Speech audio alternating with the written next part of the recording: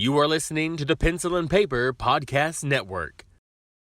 Hey Ramblers, today's episode is brought to you by Fangoria. Since 1979, Fangoria has been the authority in the world of contemporary horror. As the only sanctuary for horror aficionados in its early days, it has now grown into an empire that expands beyond its celebrated magazine.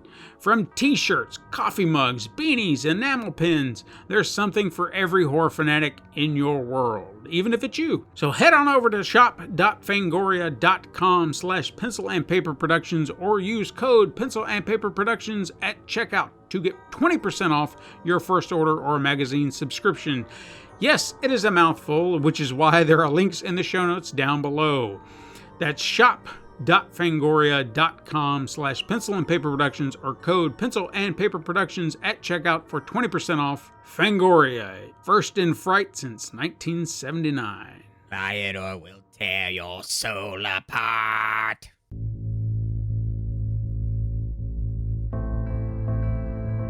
You're listening to the Horror Ramblings podcast, the show about all things horror. We hope you enjoy the show.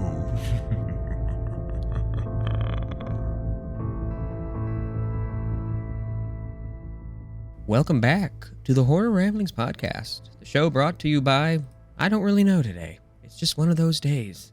Let's just say it's the show brought to you by the Axe Wielders Hotline. If your axe isn't sharp enough, give us a call. We'll come out immediately because teenagers need killing. It is a weird Saturday morning.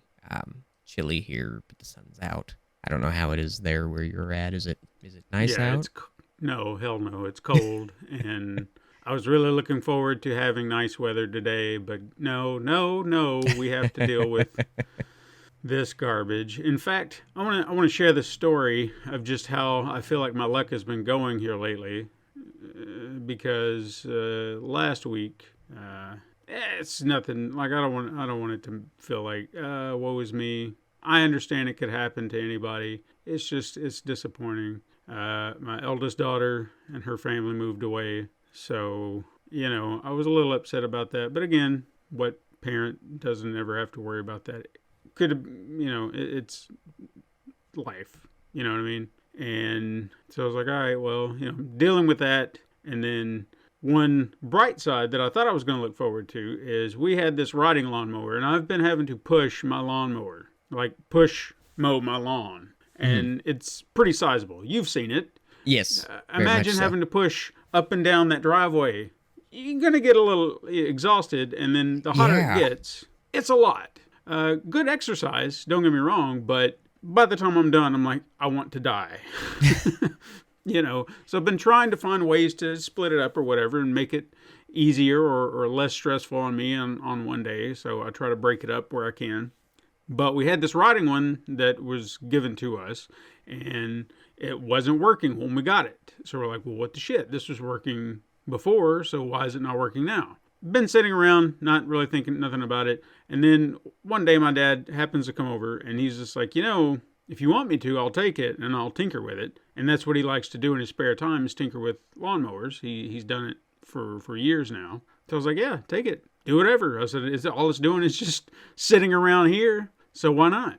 So he takes it. In about 3 days, he finds out the problem. He finds that there were some wires that had snapped loose. So they tie him back up, fires right up. He starts cleaning it up, replaces a few little things here and there, even puts a brand new blade on it, runs it around his yard. Good as new. I get it. Monday, I fire it up. I start driving. Go all the way over my backyard. Get every inch of it done. And I was like, all right, this is going to be great. Because it took me no time at all versus push mowing. Then I go and mow my driveway. And next thing I know, I hear, bum, bum, bum, bum, bum. And I thought, and it sounded, if you hit something with a blade on a mower, it just dies. That's about what it sounded like. And I was like, well, what the fuck did I hit? And I looked around because I was on the pavement. And then I looked down and there's oil dripping out of the mower. And I'm like, what the fuck? And next thing I know, there's just a steady stream of it going down my driveway. The engine blew. Oh. So, I don't know how. I don't know why. But, yeah, there's my luck. So I'm back to push mowing my lawn. And I thought, because we'd already been talking about getting a brand new mower and, just eating that cost, but at least we'll have it. And we thought this would be like, hey, well this will save us some money for the time being. No, the world just decided, we're not gonna give you that. Wow. So it just ruined my entire week. I was like, fuck this, fuck the world. I was very bitter. That's a horror story of its own right there. Like, that's life horror. When you just feel like you can't take a breath and then the world wants to kick you in the nuts again.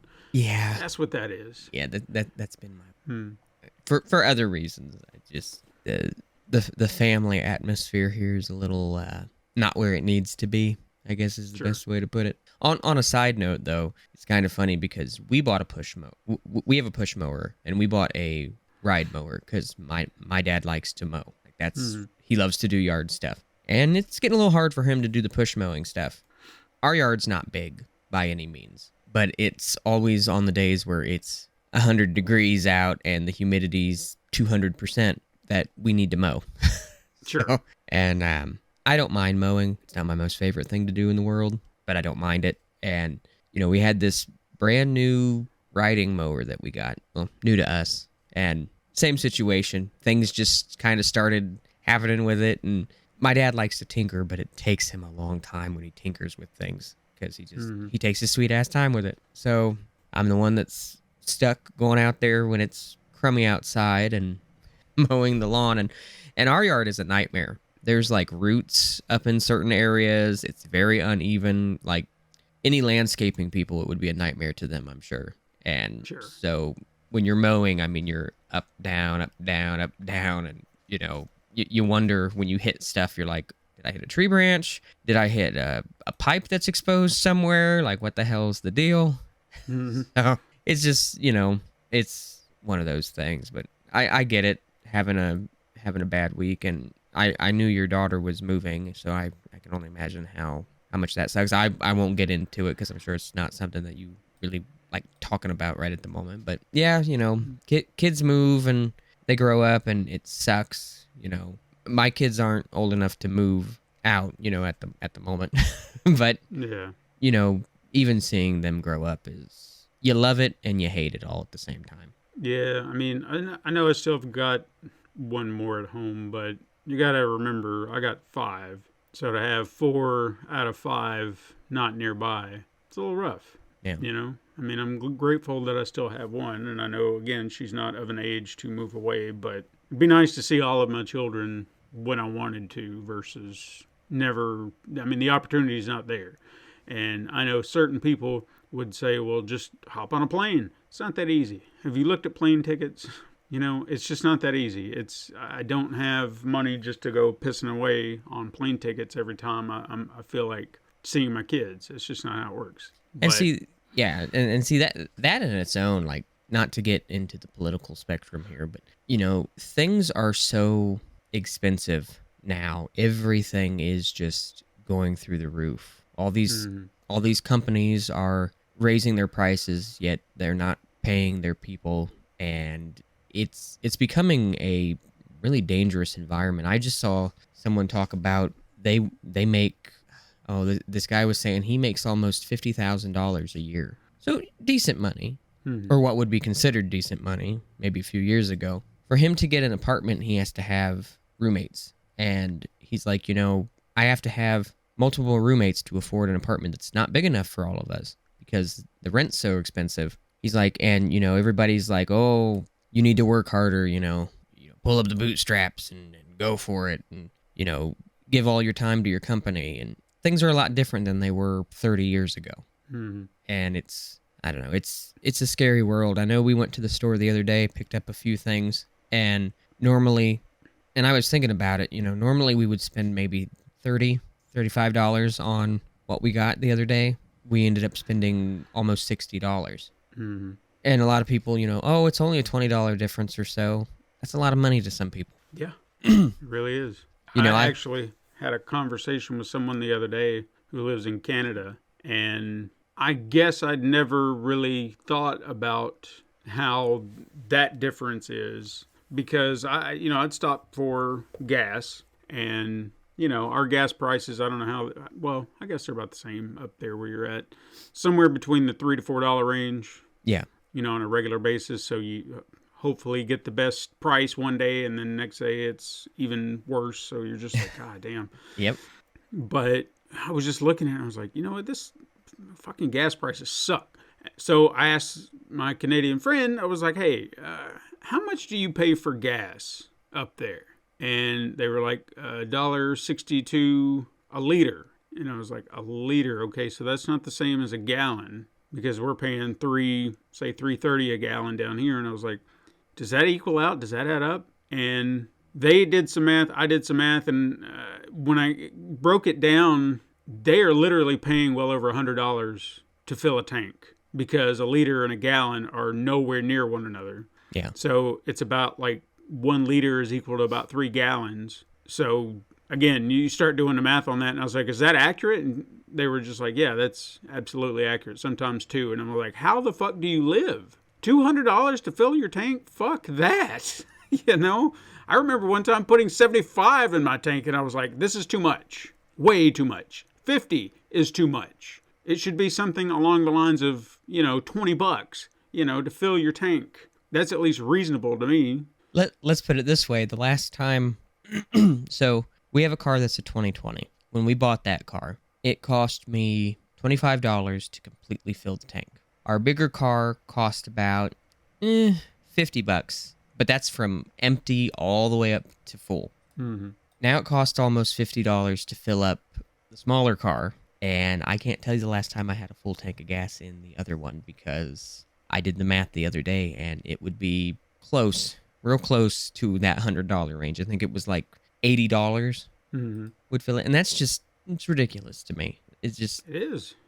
You keep seeing all this stuff about companies are saying we're going to raise the retirement age. The retirement age needs to be 70, 75, and then you see some people saying, well, let's do a 4-day work week, and then anything over that 4 days is overtime. But there's a lot of pushback on all that. We're living in a scary time. It's getting to the point where things are they're so uneven. There's this fear, and you're part of the 1% or you've fallen into poverty. We're turning into a extremely wealthy and then poor. Yeah. The whole middle class aesthetic is just disappearing. And you want to talk about real horror. That's scary to me. To think that we're living in a time where the hopes of getting a house and being able to provide for your family, like a lot of people are afraid of that. And it's like you were saying, people want to say things like, oh, well, just get a plane ticket and go see your kids. Just go do this or do this. Where do we have the time or the money for that? Because you have to dedicate more of your time to make more money, but then things just keep getting more expensive. So it's like the moment that you get ahead, you're just getting pushed back down. Yeah. Real life horror. Yeah, that's been my experience with a lot of things, because every time I get 2 steps forward, something comes around and it's 1 step back. So I know COVID was a big step in that backwards direction for a lot of people. And we're all still trying to get out of it. And, the government thought, well, here's $1,200. That'll help. Yeah, it did for a moment. But you're not thinking long term about what it's doing to a lot of people and what we're having to do to survive, especially when other people were being selfish with things like toilet paper and other accoutrements that we need. Who knew apocalyptic type events would make people argue over toilet paper? You would think it would be something more badass, that there'd be some, like in the movies. But here we are. We can, not to say that I had to resort to this, but if push came to shove and I had no toilet paper, I have a shower. It can wash my ass like a bidet if need be. It's not life or death situation like, oh my God, there's no toilet paper. I'll manage. I'll survive. But I know that's not everybody's cup of tea. I'm just saying, I don't do that on a regular basis. But if I had to, I would just go wash my ass in the shower. There's a statistic I need to see, like how much bidet sales went up after toilet paper shortages. I mean, it's supposed to be ideal. So, I've honestly thought about it. I was like, I wouldn't mind having a little spritz up there every now and again, make it feel real good. Make you feel fancy. Yeah, like, ooh, yeah. Showers of the ass. Yes. Look how clean that is. Can you see that? You'll want to show it off, but don't, because there could be lawsuits. Oh, man. Now, I don't know. I was trying to think of something for us to talk about on the show today, and, I've just, here lately I've noticed, and I know we've talked about it loosely before on the show, and we can kind of teeter-totter here on things because we might find some new stuff that we want to talk about. But I was thinking, especially with the way the world is now, and I'll be honest, I have been taking some like college classes because it seems like anywhere will hire you if you have a degree, even if it's nothing to do with what you're getting a job in. Yep. As long as you have that degree. But I had to write research papers and some things like that, and I used it as an outlet to write about the horror genre, about the fact that it can be beneficial, the fact that it's misunderstood sometimes, certain tropes. I've written a little bit about horror in all kinds of aspects, but for some reason I don't know why I've really been thinking about it, and it's like every few years horror is almost in a really bad place, and then out of nowhere it gets a pickup. There's a resurgence, and it really got me thinking.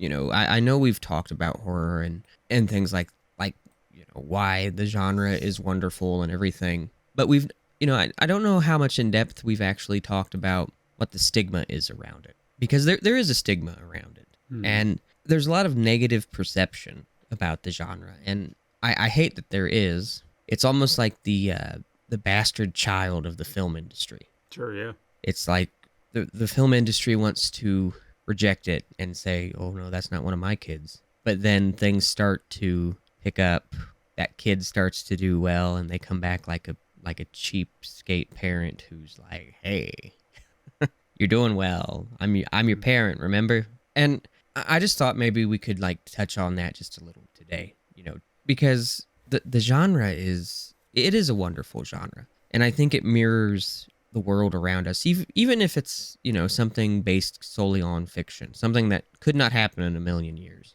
in reality. I think people seeing that darker side of life really resonates with people, because we all have our demons, we all have our fears, we all have our phobias, and I know we've touched on this loosely in the show before, but I think horror kind of brings out those parts of ourselves that we're sort of ashamed to show, because everybody has a morbid curiosity. I don't care who you are. I don't care if you could be a pastor at a church.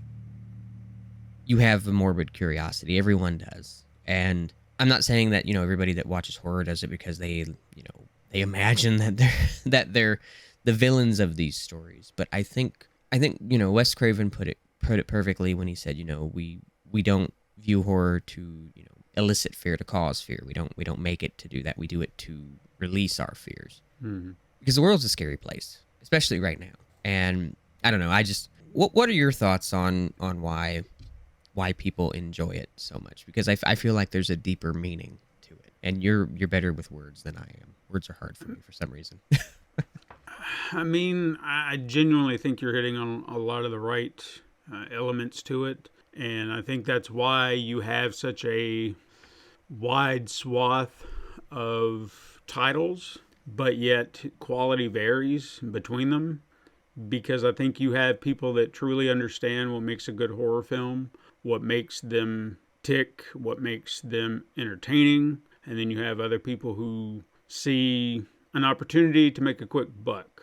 And nothing is more evident of that as if you take a look in the 80s, 70s, 80s, right when the slasher genre was taking off, when you had Halloween and then Friday the 13th almost back to back, showing that this was a popular genre. And then what happened? Every studio who saw that one big studio, Paramount, took a chance on something, and they were just like, well, look at all the money that's raking in. We ought to do that too. So you had these big studios, they'd either pick up or what's the word I'm looking for here? Finance, I guess that's the term I'm looking for. A production for a similar type of movie. For example, one that I had watched the other day and was a great example of that would have been Happy Birthday to Me. That was, I think, a TriStar picture. And that was why they gave it the green light, was because, oh, it's a slasher. They're popular. It's going to make money. Let's do that. And then it's not a bad movie, don't get me wrong, but I don't think it's on the same level as something like Friday the 13th or Halloween in regards to being memorable or something you always hear people talk about. It's one of those that's somewhat forgotten, I think, even though I wouldn't mind talking about it here on this show sometime because it's an interesting watch, but maybe that's a bad example. Point being, you have these movies that studios will pump out, and when you start to see the ones that they're involved with, they're usually of lesser quality because they were just like, this is going to make money, so just throw money at it and it'll make our money back tenfold, because that's what happened over here with this one with the mom who killed everybody at the camp. That works, so we can just do that again and everybody will come see it, not seeing the full picture. So when you look at some of the great horror films that have ever been made, you have talented individuals who crafted great stories, who laid down some amazing practical effects, and all of these things, even some of the cast members, we've got horror icons we've talked about, and for whatever reason, even if they're only known for that one thing, they brought everything to that role, and people love them for that because they are that character. I mean, would Nightmare on Elm Street be different with someone other than Heather Langenkamp? I don't think it would. Yeah. Because whatever she brought to that role worked for that role. If you put anybody else in there, could they have done it? Sure. But would it be the same? I don't know. I don't think so. So you have filmmakers who have crafted these wonderful tales that, it's in its own niche genre in some aspect, even though I would say that horror's kind of ballooned a little bit more, where it's gotten a little bit more popular. Either that or perhaps the community is a lot more vocal about it, because I would honestly say that in my youth, it almost seemed like it was a taboo. You know what I mean? Like, yeah. You don't want your parents to know that you're watching horror movies. Well, horror movies were, and still are, considered lower forms of entertainment. And you even saw that in other movies. I think there was a movie called Brain Scan with Edward Furlong. Mm-hmm. And they even touched on that. Like, that was a whole plot point in the movie, was the teacher, like the kids in the school had this horror club, and the principal broke it up or something like this. Like, what is your fascination with this? Like, he can't wrap his head around it. Yeah. And even after, I think Edward Furlong's character said it's an escape for us. It's just some way to kind of process what we're going through. He still didn't get it. And when you have people who don't want to give horror a chance, I think they're in that mindset that they can't understand, what can I glean from watching a bunch of kids get slaughtered at a camp. Yeah. Sure, yeah. I can, on one hand, I can see where you could think that's morbid, but at the same time, you disconnect from it, and it's just ridiculous fun, because half the time the kids are stupid, and you're kind of rooting for the bad guy. Yeah. I feel like with horror films, that's one area where it's a little different from regular films. Yes, you can root for the villain in other films, but there's some scenes in, especially Friday the 13th, when the kids are just being really stupid. Yeah. And maybe there's a character that's a jerk or something, and you find yourself rooting for Jason, saying, I hope he gets this one, because this one kind of deserves what they're going to get. And especially when they make them very, very obnoxious. I think the guy, like Jason's first official victim in Freddy vs. Jason, definitely had that shit coming. Because he was just the alpha asshole that I wanted to backhand that kid the moment he came on the screen. Well, that's just like the remake of Friday the 13th. Yeah. The one main guy. I did not like him at all. And when he got his, I was like, finally. Yeah. And I don't necessarily think it's, because in doing the papers that I had done, for some of my other classes, I kind of looked into some of the things that they said negatively about horror films, that they promote the violent tendencies that we already have within us. They can make us more violent, and I don't truly believe that fully. I think if someone's going to be violent, they've already got that within them, and I think horror films could be sort of a release for them watching that. I don't think it's pushing them over the edge. I think it's just giving them more thought on something that they already want to do. Sure. But for the rest of us, for us normal people, I guess you could consider us sort of normal. Everyone has that coworker that they want to punch in the head. Everybody has that person that they would love to just strangle a little bit. So seeing someone similar to that person that you don't like get their comeuppance in a horror film, it kind of makes you happy. Yeah. You don't want to actually see, you don't actually want to see the guy that you want to punch in the mouth. You don't want to see him die. You don't want to see like something like real bad like that happen to him. Although if it did and I wasn't around, you wouldn't be the most upset person in the world. You would never. I know what's terrible. Well, it's being human. We do have people that were like, God, I wish you would go away.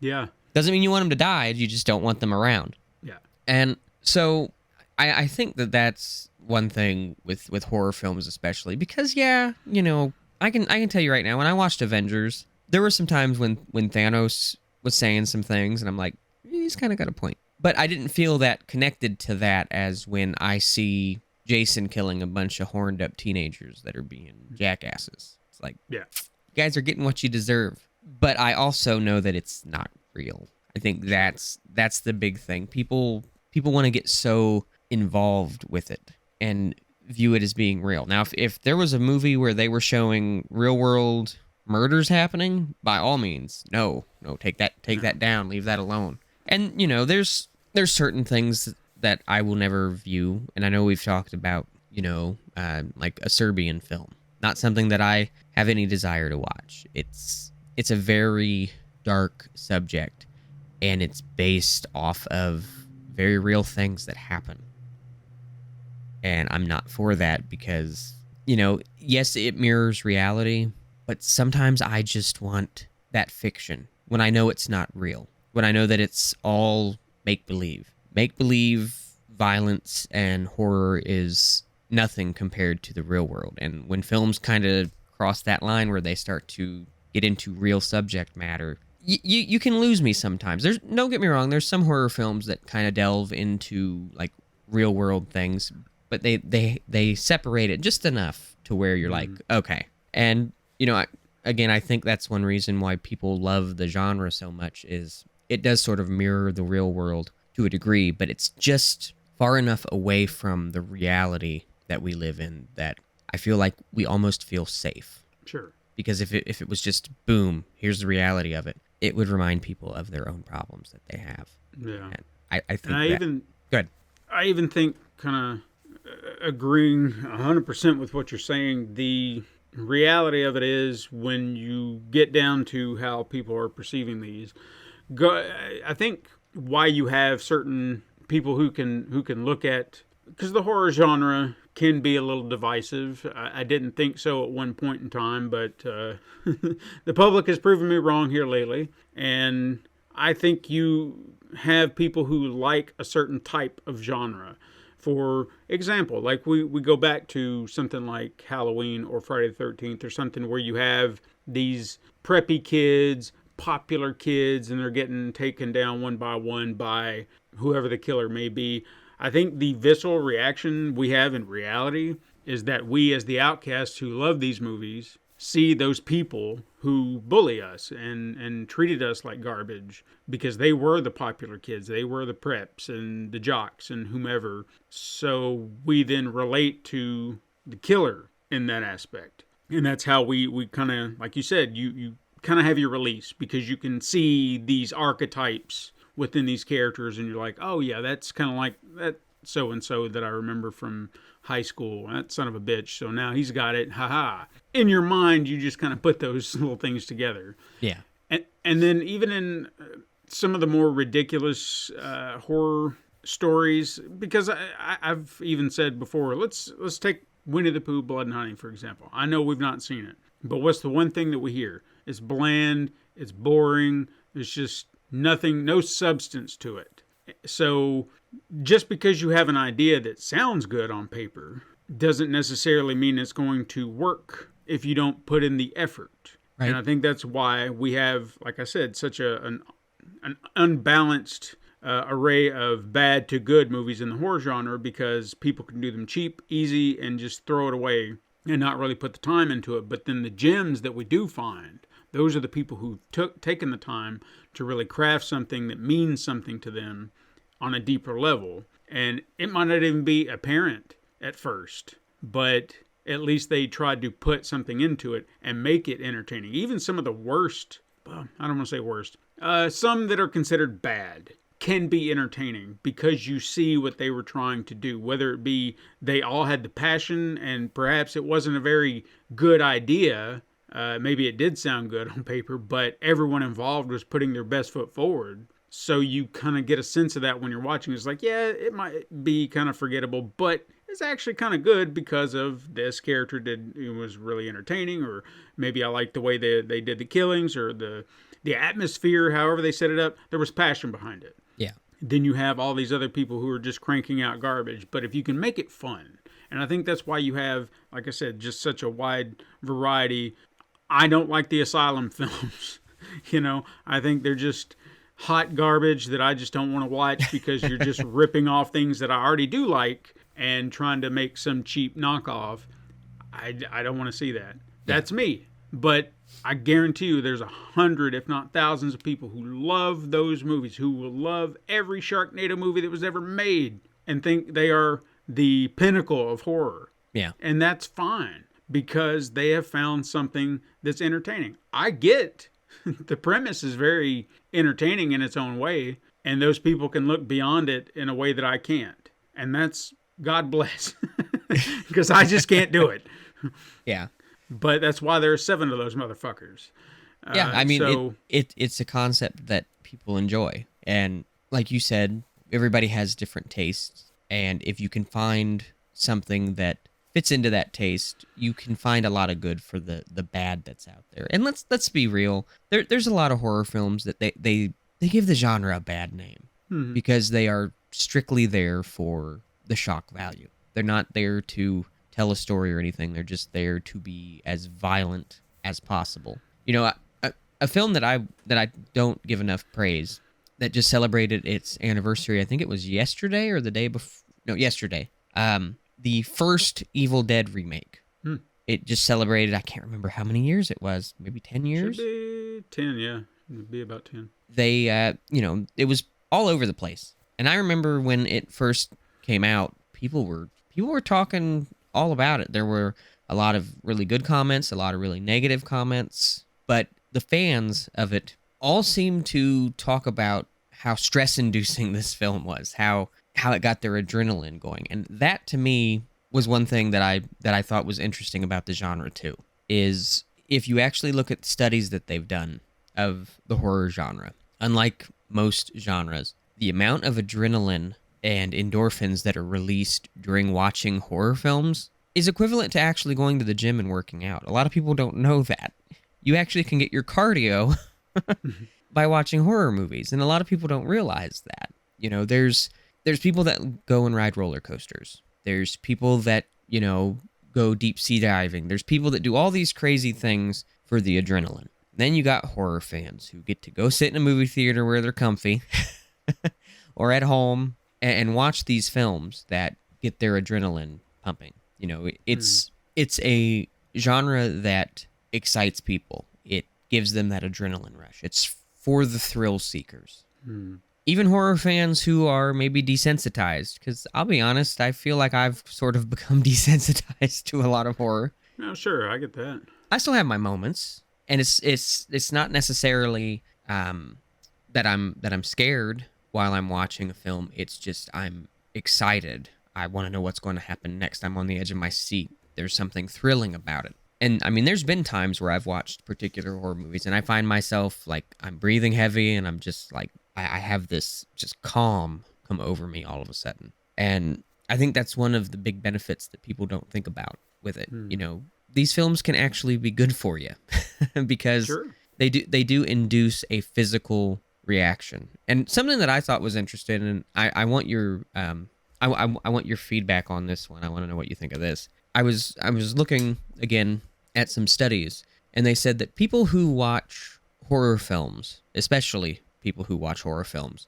show higher signs of problem solving and dealing with stressful situations because they are exposing themselves to situations where, let's face it, you sit and you watch a horror film, you're trying to figure out what's happening, you're trying to figure out how to either stop the villain or if someone's going to survive, not to mention all of the adrenaline and the stressful situations that you get put into just by watching it. So I can see where that could maybe reflect over into the real world because, again, yes, it's fictional horror, but I feel like when you begin to sort of cope and learn to cope with things that you see on a screen or deal with problematic situations that you're viewing on a screen, I feel like you do sort of bring that over into the real world. And I don't mean that like, oh man, my boss is stressing out because of something and he's yelling at everybody.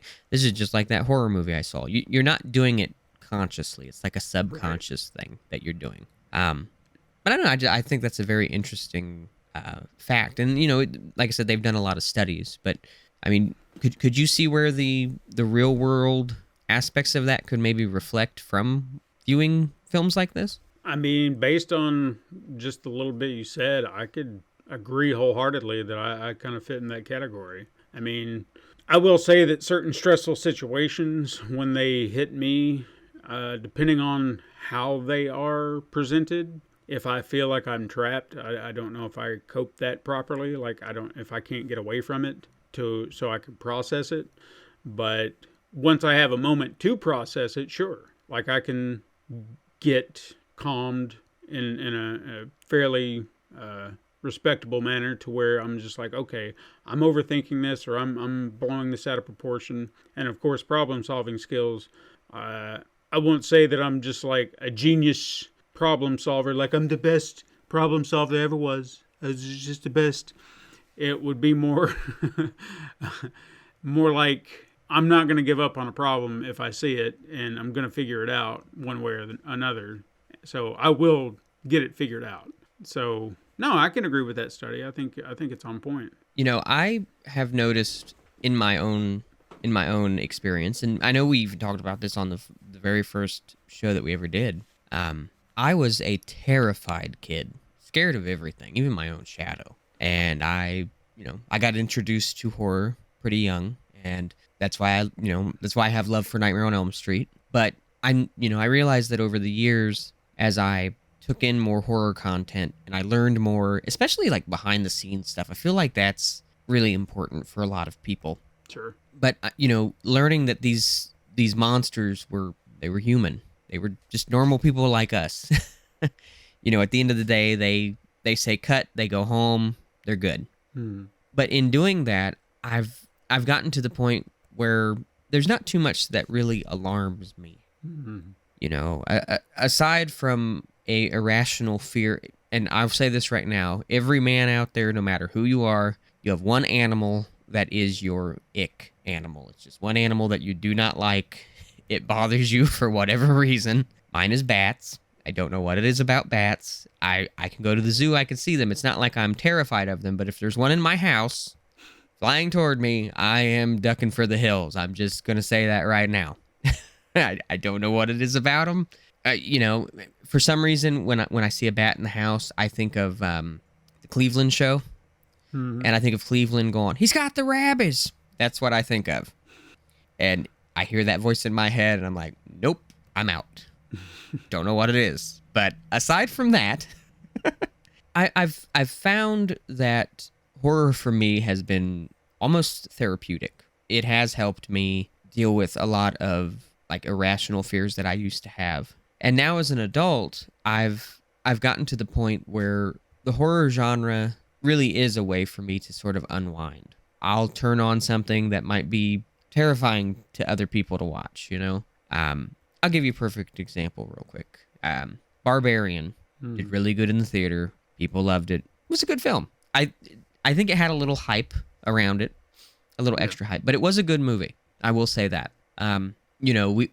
We had just had a conversation about Airbnbs. My wife and I had, and I watched Barbarian, and it was a rental property, and everything else. And I find myself, chuckling about it, and I think to myself while I'm watching it, there's so many signs at the beginning that if I went to an Airbnb and I saw a chair up against the door for some reason, or I saw something weird like that, like, you can bet your ass I'm taking off. But it didn't give me some big irrational fear, because I looked at it this way. I sat there and I watched it, and I don't think I'm going to run into any inbred mutants that live in a cave underneath an Airbnb anytime soon. You would hope not. Yeah, so I was able to, just kind of chuckle about it.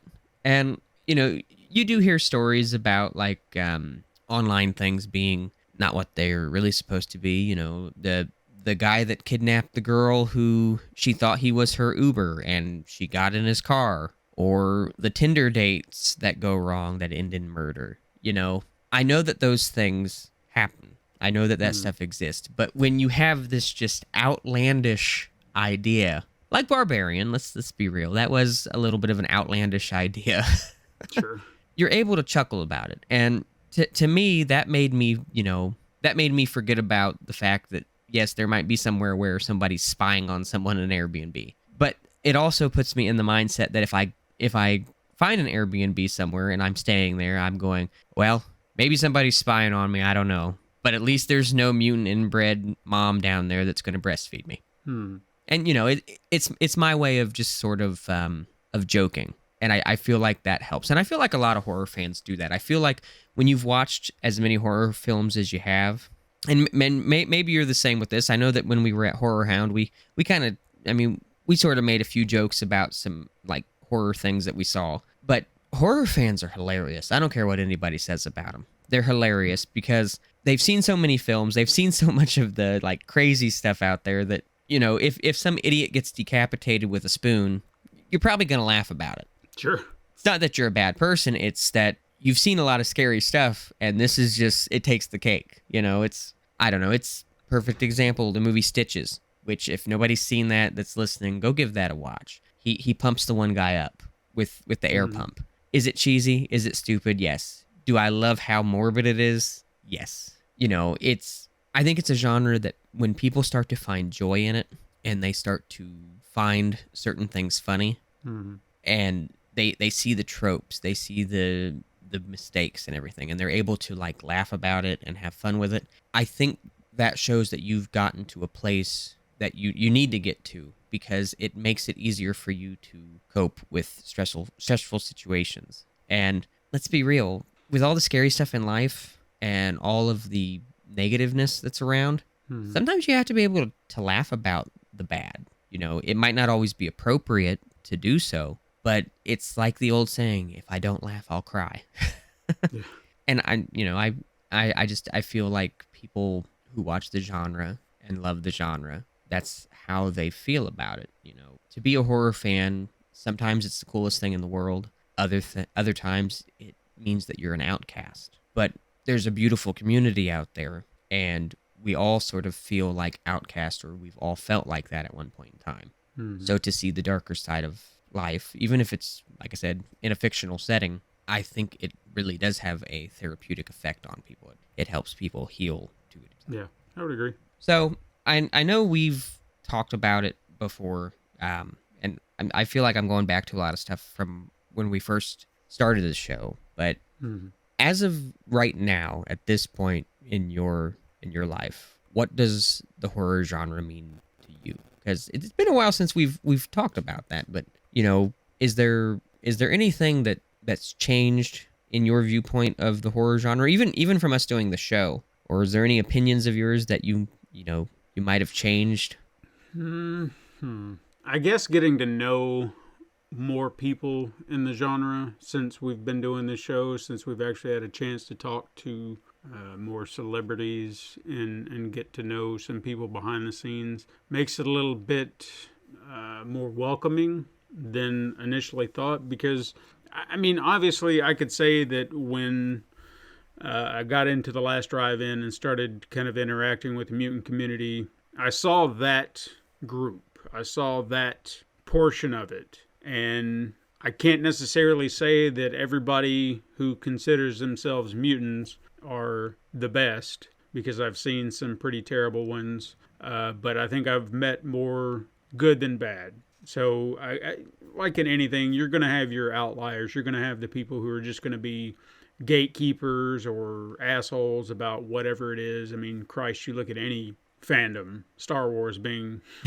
the first one that comes to mind. Yeah. Comics, you either have to love Marvel or you love DC. You can't love one, or you can't love both. You got to love them. You got one or the other, because if you're saying, oh man, fucking Thor Love and Thunder, I really enjoyed it, you're a fucking Marvel shill, you're getting paid. Okay. You don't hear that in horror, which, you know, I find fascinating. Yeah. But if there is go back to Halloween Ends, you saw that division where you kind of had a similar reaction, but it wasn't like, you know, you're getting paid by the studio. It was just like, you're wrong for liking this thing. I was like, yeah, but why? I mean, I could easily say you're wrong for hating it. And, you know, that's my opinion that you are, because I like it. But I don't think that's the best way to approach any of these conversations. I'm not wrong. You're not wrong. We just have a different opinion on how we viewed this movie. Yeah. And I think you have a lot more people in this community that are more forgiving for a lot. Because you even go into where you start to lean into the kaiju aspect, because I've noticed that there's a little crossover there. I think you have a lot of horror fans who love kaiju movies just as much, because there's a thread there that's similar in some aspect. Not a one-to-one comparison, but more like maybe the ridiculousness of it that can happen. You know, some of the more outlandish things that we're just okay with. We're just like, who cares? This is fun. You know, it's ludicrous. Watching Art the Clown do whatever weird shit that he does, and even as depraved as it might be, there's some fun in it, you know, in some aspect, you know what I mean? Or just something that you're just like, oh, wow, I've never seen that before. So you kind of get into that mindset. So again, I think horror fans are generally good people. They have good hearts. They are not the type of people that they're assumed to be or made out to be, because people want to make these preconceived notions because you like something so depraved. But it's kind of what you were saying. I think it helps you kind of deal with those things. You know, if you have maybe something that's rattling around in your head. Video games, same way. You know, people think that video games make you violent. Well, I beg to differ. If I'm angry and then I can just hop on, not that I play it, but Call of Duty, and I'm just like bang, bang, bang, bang, bang to a bunch of zombies or just even other soldiers, whatever. There's a release because you're kind of coping in that moment. It's all fiction. You're kind of letting off some steam because your mind is focused on a task. Yeah. Here with a movie, your mind is focused on this outlandish premise. And like we said, maybe you're rooting for the bad guy for whatever reason because you just want to see them win because you're kind of maybe relating to them in some way. So there's a lot good with this stuff if people would just think about it. Yeah. I understand the concerns. I understand the issue that people would like to try and connect the dots on, but it's not that simple. It's really a lot more complicated, but it's good for people. Yeah. And as we've mentioned, the amount of goodwill that's in the community amongst fans and even the wonderful people who are doing these movies who are grateful to have fans. I'll never forget what Ken Sago said to us about what we do as fans for them. And I really hope that a lot of other celebrities like him have that similar mindset. I wouldn't be here without you. Yeah. You are helping me rise. Your wind raises my wings, or whatever how he elegantly put it. I'm not being as elegant as he was, but I think that speaks volumes. That's absolutely everything. And I think that it helped me understand the community a lot more over the past few years, just really getting to see it firsthand. And I hope it doesn't change. I hope that something doesn't occur to where we get to this point where I watch this whole community fall apart, because it's probably one of the purest fandoms out there right now that you can enjoy and not feel persecuted. Even though it can happen, I feel like it's few and far between for me. Now, I can definitely agree with everything that you said. And, I've seen the transformation that has happened over the years, especially with horror, because it's one of those genres, like I said, one year it is the most popular genre out there. The next year it is few and far between for films. And I feel like because of that, the community is even more tight-knit, because they don't know how their genre is going to be perceived. Sure. And when you get all these people together, and Ken's a perfect example of that. I will also say that Lloyd is a great example of that. Even meeting him in person, he's just a real down-to-earth kind of guy. We've only ever had really one bad experience with someone of the horror community that I can think of off the top of my head. And I would say that I've had a few others, but I wouldn't put the blame on the celebrity. Yeah. Sometimes you get people who are their handlers and they treat you like you're lesser than. Yeah. Or they won't even give you the time of day, and it's just like, well, fuck you, dude. And just tell me what you need. I'll be glad to accommodate, but they don't.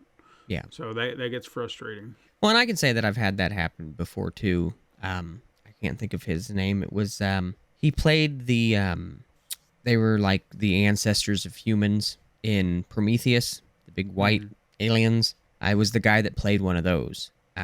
Real tall guy. Wasn't very personable when I met him, and I was like, man, he's just not very pleasant. Well, come to find out, he's actually from the UK. He had flown from the UK, was away from his family, and this extremely tall guy flew coach. Mm-hmm. It's no wonder he was a little upset. Sure. The next day, I went back and said hi to him again, and he was a completely different person. Very pleasant. And that's something that I think the community really shows people too, and something that I feel like anyone who's getting into the genre should understand. Looks can be deceiving. I've learned personally that people in this genre, people that are fans of this genre, there is so much more to them than what you could possibly understand just by judging. Don't judge them till you get to know them. Sure. And horror to me it's continued to adapt and change. And as weird as it sounds, it's one of those things that I get up in the morning, I'm happy to have the friends that I have, I'm happy to have the family that I have, but I'm happy to have the horror genre. And don't get me wrong, there's way more to me personally than just the horror genre. I know that we talk about horror all the time, but you and I have also talked about other things. It's just such an integral part of my life that it is something that I talk about a lot. Sure. And I'll be honest, I haven't been as committed to watching things and taking in horror content as I was previously, just because life's gotten a little crazy, gotten a little busy. But it's still a staple for me. I can still go back and watch films that I've watched a dozen times and still appreciate them and still love them. Even the cheesy ones. But man, I hope that people look past this earth, because there's so much more benefit to it than just having a cheap thrill. Sure. Watch The Last Drive-In. Start with that. Watch Joe Bob Briggs. Give it a chance, because I can guarantee you that'll give you a whole new respect for the genre. Yeah. So, listen to us. Go watch a movie. I mean, yeah, please. I don't know. I know this episode was kind of random today, but I don't know. I've been thinking about the horror genre as a whole, and it's been a little while since we've sort of had like a powwow just about the genre in general. Are there any movies coming out that you're looking forward to? While we're on the subject. Obviously we have Late Night with the Devil should be coming out on Shudder within the next week, I think. I've been wanting to catch Lisa Frankenstein, which maybe I can do that this weekend. I keep forgetting it's on Peacock. I found that out last week. Oh, I didn't know that either. Yeah, so It's on my list of things I just got to get around to it. Same with Thanksgiving. It's on Netflix, and I keep forgetting it's on there. But I feel like there was one. Oh, Abigail. Yeah, Abigail's coming out in a week or two. Man, is that already coming out? Yeah. Wow. It's just right around the corner. Yeah, I'm excited for that. I didn't think I would be as excited. Like I saw the first trailer and I was like, yeah, this looks okay. And then I don't know what it was. I think I saw some extra clips or something. Yeah. And just I'm sold. Sure. There was another one that I read about that slipped by me. I don't know if it's I don't think it's out in theaters yet. But have you heard of a movie called Sting? It's about spiders, isn't it?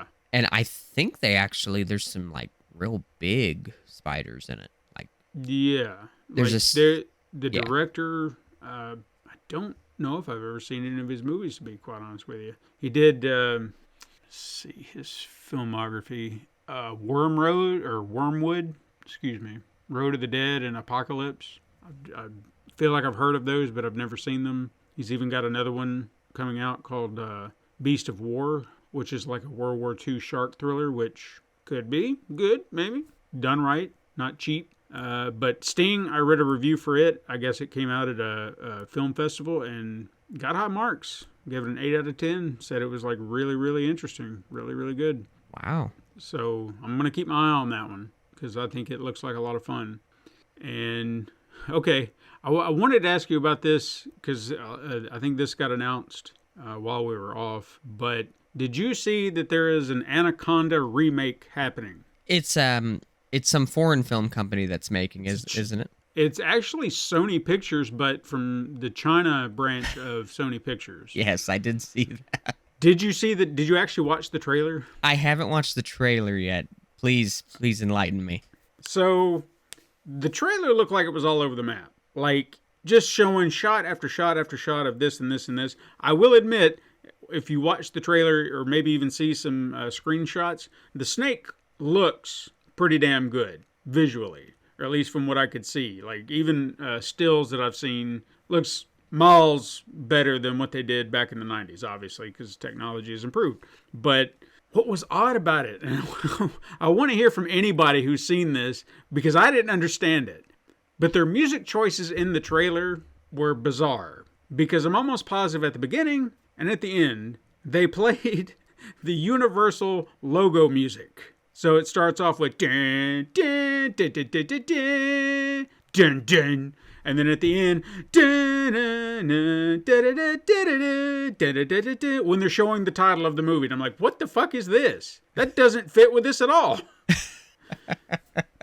It was weird.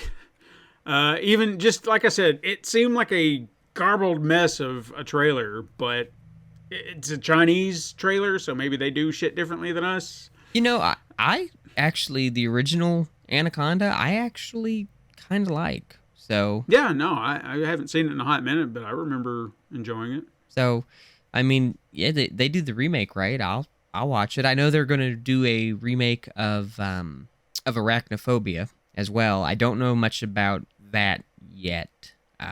I like the original Arachnophobia, and I will go ahead and say this now, and this might be a hot take, and this might get me some grief, but when it comes to creature features, as weird as it sounds, to me the top kind of creature feature are shark movies.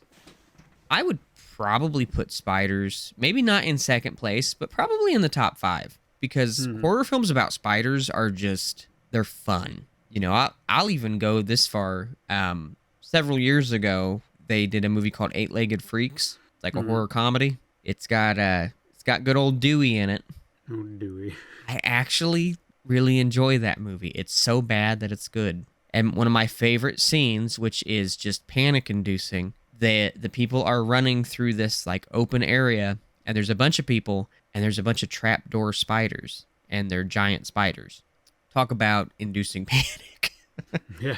But yeah, I'm going to just say that. I think spider films should be like in the top 5 up there with shark movies for creature features. Just going to put that out there. So, but no, I need to watch the Anaconda movie trailer apparently because I have not seen it. Yeah, it was so bizarre.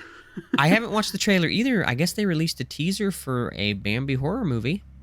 Yeah, the one that's supposed to be tying into the Blood and Honey Yeah, I think it's Bambi the Reckoning or something. Reckoning, yeah. There's not a lot to it. It seemed very simple in its premise. It was like you saw a bunch of hunters, or like two hunters out in the woods, and one is, I think, trying to aim for something, but I don't remember what he was aiming for, and then the other guy sounded like he was making comments about how it's difficult, and have you ever killed a deer, blah, blah, blah.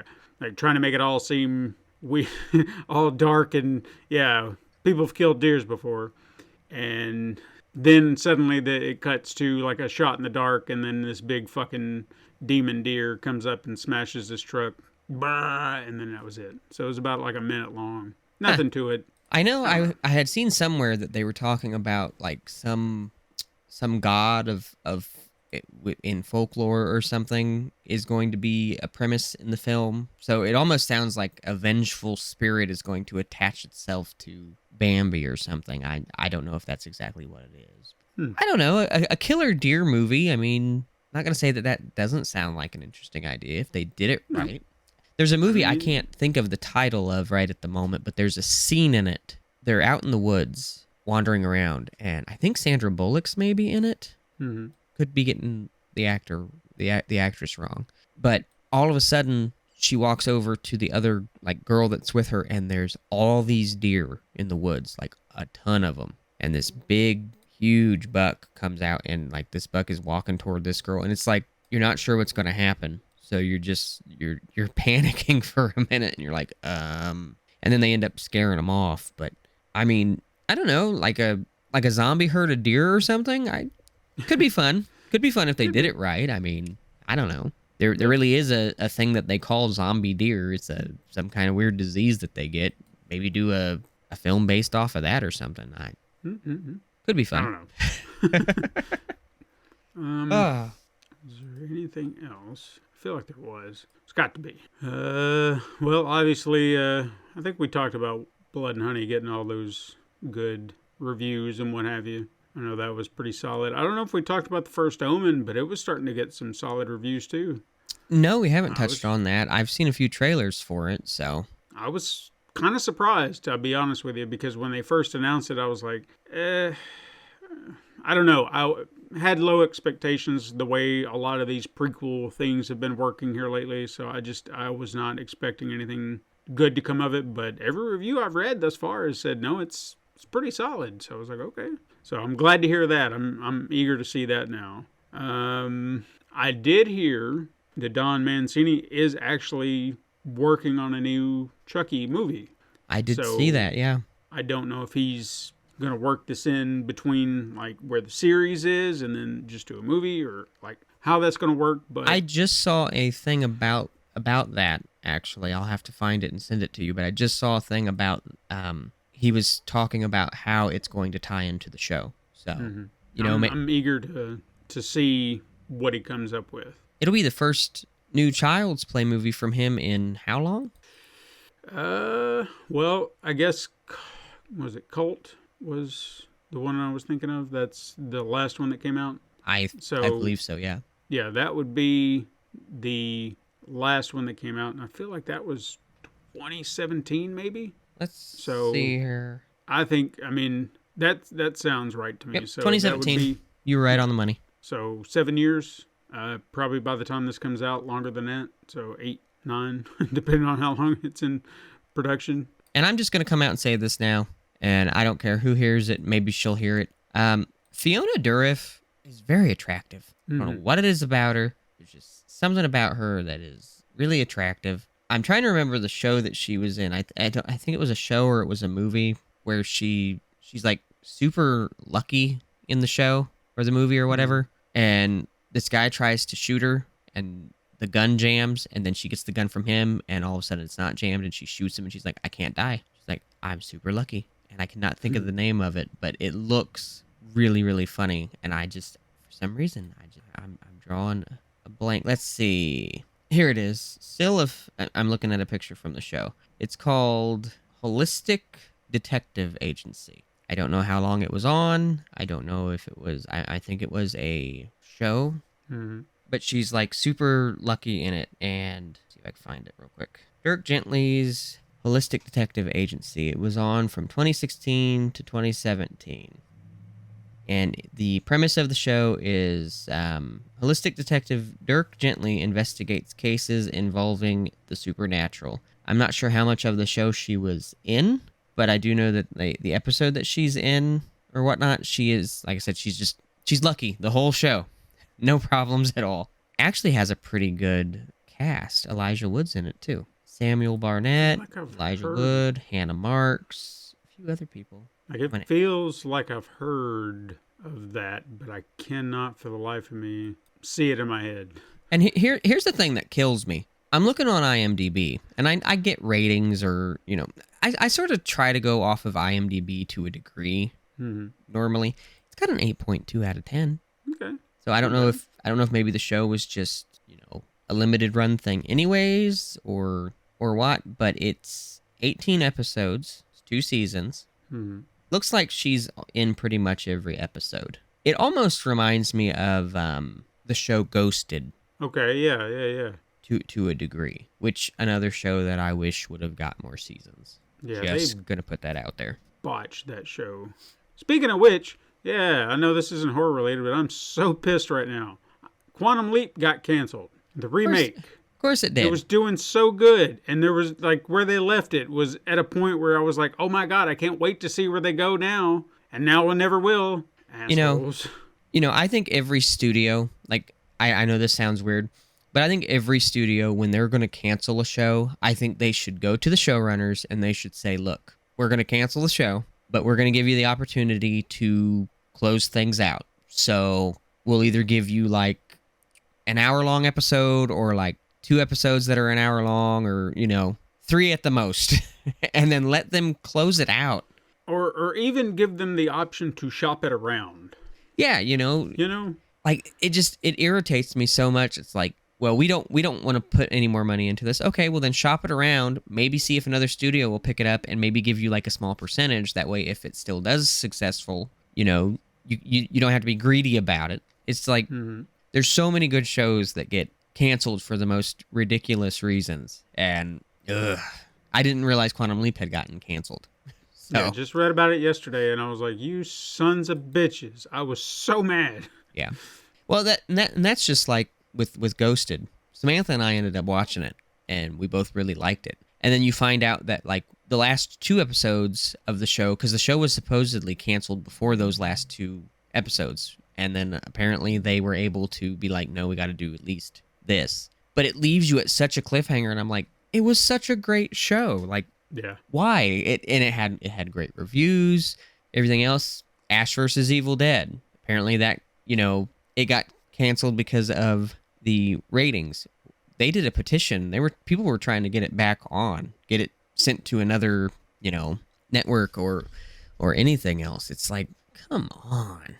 Like, I genuinely feel like that was one that should have been, and I know at the time it got canceled, probably wouldn't have worked, but could have gotten picked up by someone like Shudder or Screambox, because talk about being a destination spot for your app. Fuck yeah, pick that show up. If they would have brought it over to Shudder, it'd probably have been Shudder's top show. Absolutely, yeah. Without a doubt. I think right now the top shows on Shudder are Last Drive-In, and I think Creepshow's still. I think those are still like some of their top shows on there right now. So I don't know. I've been meaning to watch, because I know Last Drive-In's been talking about The Walking Dead, and I got away from The Walking Dead, but now they've brought Rick back, and I guess it's like 10 years after the events of the original series ended, and he finally got to see his kid and whatnot. But I'm all over the place right now with shows. I just finished the latest season of Invincible. I know that's not horror related, but it's such a good show. People ought to go check it out.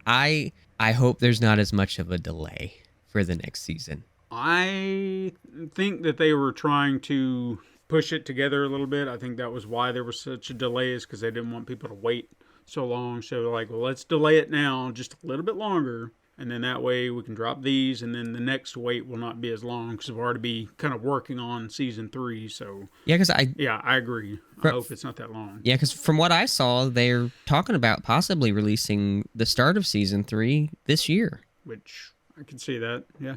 Yeah, I would be fine with that. And then I know you haven't watched it yet, and I'm sure some of the people listening have probably seen it. I got introduced to Has Been Hotel because of my oldest daughter. Not gonna lie, that show is fucking awesome, and the music in it is phenomenal. Ready for the next season of that. The girl that created that also created a show called Hell of a Boss, which I'm still waiting for another episode of that. It's actually pretty wicked. And I have to admit, I love her whole train of thought. So they basically begged to pick up Has Been Hotel, and she let that happen. It was able, they were able to give her funds and everything, and they give her a lot of freedom for Has Been Hotel. But Hell of a Boss, she still does on YouTube. She doesn't do it through any kind of producers. And one of the people that is one of the voices on that show, they actually said that the reason for that is because her doing it on YouTube gives her 100% creative freedom. She doesn't have producers to please. Sure. And it takes a little longer, yes, but she's also able to do what she wants. And I will say, it is a lot more vulgar than Has Been Hotel. And I've enjoyed both of them. I've watched them. And it's funny because there's some really familiar voices. In Has Been Hotel, there's a lot of familiar voices. The one that always makes me laugh, though, is the main character in the movie Encanto. She's actually in... Yeah. She's in Has Been Hotel. And then, what's his name? Yeah, Keith David. Yes, Keith David. Is one of the voices in... And I will say this, and I love it. One of the songs that he sings in Has Been Hotel, it has the line, "You're a power bottom at rock bottom." That is the line from it. There's a song called Poison in it as well. Absolute banger. Like, it's one of those songs you will hear it and you will probably just want to play it in your car. Nice. So, one of the shows that I would definitely suggest for people to watch. So, Oh man, I'm all over the place today. Sure. Do you have anything else that you want to bring up? I don't think there was anything. Just gotta bring it up. Okay, yeah. I don't know if anybody saw this. I shared it on the Facebook page. Got some images from The Bride, which is that movie Maggie Gyllenhaal is directing. We got to see Christian Bale as the monster and Jessie Buckley as, I guess, the bride. Their choices. Yeah. I'm not going to judge anything just by those pictures, but those are choices. We'll see how it plays out. That's all I gotta say. I was reading some of the reviews of the pictures. A lot of comments, especially with Christian Bale. A lot of people, they either loved it or they hated it. I didn't hear any in betweens. I didn't think he looked bad. It's a different take than what we're used to, but at the same time, stuff changes, and I understand that. I want to see how it plays out in his performance, because his performance along with the look, to me, that's like the bigger thing. It was almost like they were like, well, we don't want to do complete De Niro look as the monster, but we don't want him to be the classic look either. So I think they tried to find that little in between. Yeah. And like I said, I think his performance is one thing, because it's one thing to see a picture. It's another thing to see them moving and everything. It's just like me with the new Beetlejuice movie. Michael Keaton still looks great as Beetlejuice, but if you notice in the shot where you see him, you only see him for a moment, and the camera's kind of far back, and he only has one line: "The juice is loose." Yeah. Seeing a more detailed trailer, I'll judge it from there. Exactly. So, outside of that, I don't think there was anything else. I probably have missed something, but nothing's jumping out at me, so I think that's it. I think that's all I got. I'm sure something... Oh, this will be out by next week, so we'll talk about it next week. But apparently, in a few days from where we are now, in the past, for all you listeners, Maxine will be getting a trailer, so we'll get to see that. We will have seen it by the time people are listening to this, and we will talk about it when we can. Very nice. Beyond that, that's the last thing I got. Well, I don't have anything else either, so if you want to tell all those wonderful ramblers where they can find us. Yes, indeed, ramblers. If you've got anything you want to add to our discussions today, you can do that on social medias at Horror Ramblings. Just tag us. You can send us an email at horrorramblings@gmail.com. If you want, you can join us in our Facebook group or Ramblers Room in Discord. Find us on Instagram. Throw us a couple of bucks over on Patreon. Leave us a 5-star review on your favorite podcasting app. Spotify or Apple seem to be the biggest two, so, over there. Takes just about a second. Just hit that button. You ain't got to say nothing. You can look at our questions and polls over on Spotify and find everything over at pencilpaperproductions.com/horror-ramblings. Links are in the show notes down below. And remember, guys, stay spooky out there. This has been the Horror Ramblings podcast. Join us next time for even more.